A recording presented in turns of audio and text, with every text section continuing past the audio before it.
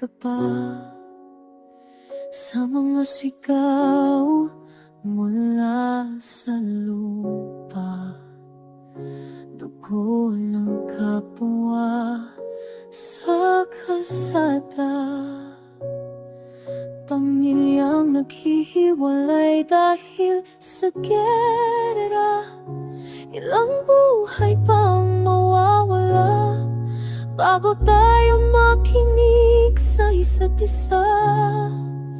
Nais ko lang marinig ang panalangin, hindi putot ng baril sa gabi. Bayan walang takot sa umaga, tahanan kung saan walang umaalis, kapayapaan na totoo at malalim.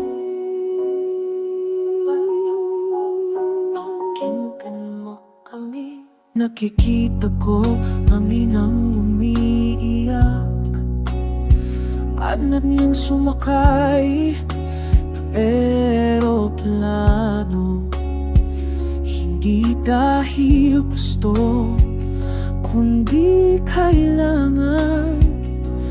Kailan tayo magiging sapat para sa isa't isa? Ilang taon pa ng paglisan bago tayo maging tahanan.